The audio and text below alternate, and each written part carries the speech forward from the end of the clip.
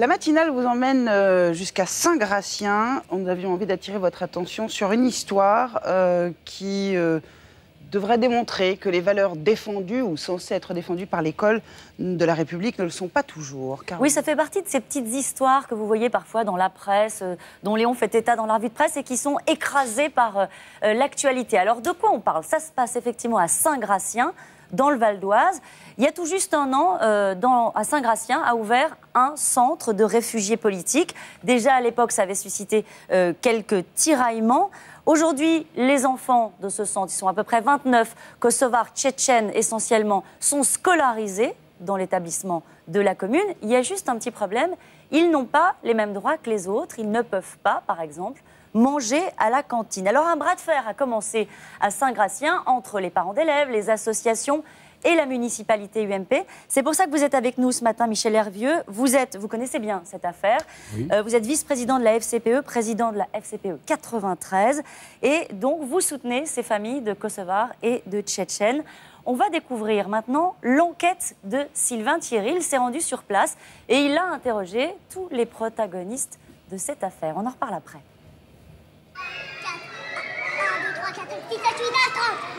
Pas la peine de chercher car à l'heure du déjeuner, elles ne sont plus là.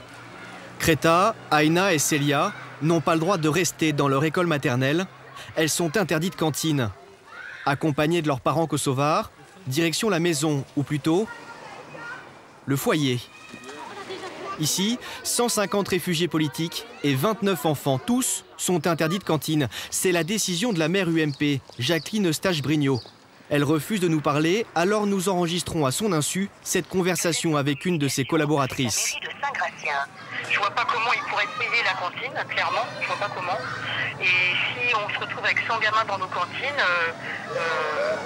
et ben pourquoi on ferait porter ça? On ferait porter le coût de ces personnes qui sont de toute façon de passage, quoi qu'on en dise, à l'ensemble des habitants de Saint-Gratien, quoi.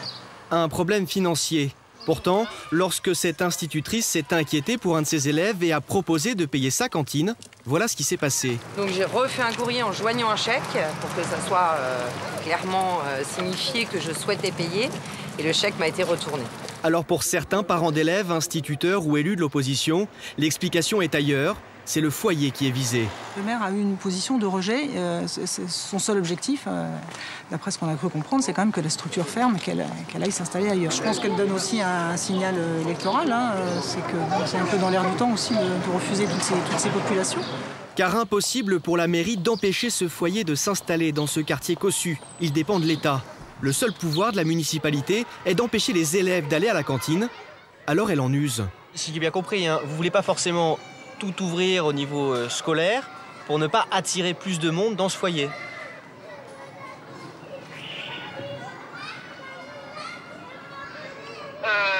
Si possible, oui.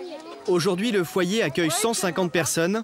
Il a l'agrément pour en loger 296. La mairie fera tout pour qu'il soit le moins nombreux possible. Alors, Michel Hervieux, qu'est-ce qui vous choque précisément dans cette affaire? Bonjour. Ce qui me choque, c'est qu'aujourd'hui, des municipalités comme celle de Saint-Gratien qui parlent de sociabilisation, d'intégration, créent les conditions pour refuser ces familles. Quelle différence entre ces enfants kosovars ou les enfants de Saint-Gratien? On rappelle que ce sont des réfugiés politiques. Justement, ils sont en attente de papier. Ils sont en attente de papier. Il y a des situations qui sont régularisées. À partir de là, est-ce que c'est les enfants qui doivent supporter aussi, je dirais, les inquiétudes des familles déjà? Et puis, c'est quand même un problème politique. Alors, ils ont déjà un problème politique là-bas. Ils arrivent en France parce que pour eux, c'est quand même, je dirais, une sécurité. C'est pas l'Eldorado, mais ils espèrent trouver autre chose. Et aujourd'hui, ils trouvent quoi? Les écoles fermées, enfin, quand je dis les écoles fermées, les cantines fermées, l'accès à la culture, la bibliothèque, les centres de loisirs fermés. Le périscolaire leur est interdit. Est-ce que vous entendez l'argument que pourrait porter, par exemple, la municipalité UMP de dire on ne va pas non plus créer un appel d'air, il faut gérer les riverains, etc., les parents d'élèves qui ne sont pas favorables de voir arriver ces enfants-là. Est-ce que vous entendez ça ou est-ce que vous considérez que les arguments portés par la municipalité ne sont pas entendables? Les arguments ne sont pas entendables. La preuve, c'est qu'il y a des familles qui se proposent de mettre la main au porte-monnaie pour justement que ces enfants-là soient accueillis dans les meilleures conditions. même avec cette solidarité, le maire de droite refuse l'accueil de ces jeunes-là, de ces enfants. Pardon. Est-ce que c'est légal de refuser une place de cantine à un Non, élève? c'est pas légal. Vous savez que le Conseil d'État a déjà tranché sur cette question-là. Il y a une jurisprudence.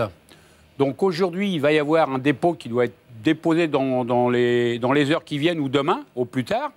Et on espère que Madame le maire sera condamnée. C'est-à-dire que vous avez commencé une procédure. Il y a une procédure qui a été entamée, tout à fait.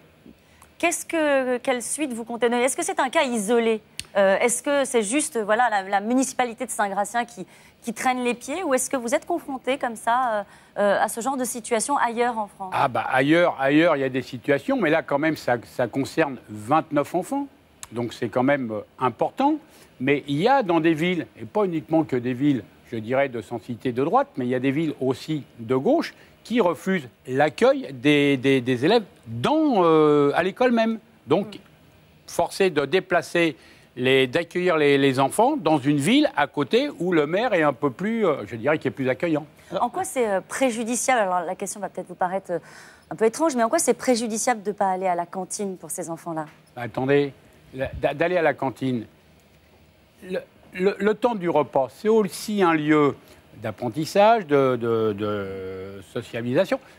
Ils sont avec leurs copains et leurs copines parce que à l'école, ces enfants-là, ils apprennent à parler le français. Peut-être que c'est le seul endroit où ils parlent le français parce que dans leur famille, ils ont leur langue maternelle. Donc c'est quand même déjà intéressant quand je vous parlais d'intégration. À la cantine, ça vous évite aussi d'aller chercher les enfants, de les ramener. Vous avez un minimum de temps, 1 heure, 1 heure et demie, 2 heures maximum. Tandis que là, ils sont à l'école. Ça permet aux familles d'aller chercher du travail, de faire ce qu'ils ont à faire aussi pendant la journée. Léon? Et vous nous dites que non seulement ils sont interdits de cantine, mais de bibliothèque aussi. De bibliothèque, tout le périscolaire, de centre de loisirs, tout ce qui est périscolaire, tout ce qui dépend de la commune. Alors, le ministre de l'Éducation nationale, ça tombe bien, est notre invité. Il va passer tout à l'heure. Tout à l'heure, c'est ça, il va passer, comme vous dites. On espère qu'il va rester. Qu'est-ce que vous avez envie de lui dire? De lui dire déjà, vous savez qu'il applique les propres lois de la République.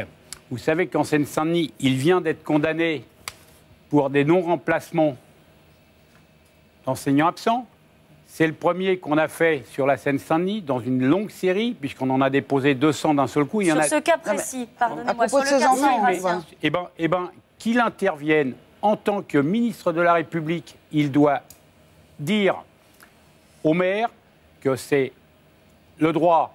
Il faut qu'elle accueille tous ces enfants-là de manière à ce qu'ils soient bien dans leur tête et sur notre territoire. Merci beaucoup, Michel Hervieux, d'avoir été avec nous. Nous transmettrons donc tout à l'heure au ministre qui viendra répondre, je n'en doute pas une seule seconde. Passez une très belle journée. La météo maintenant.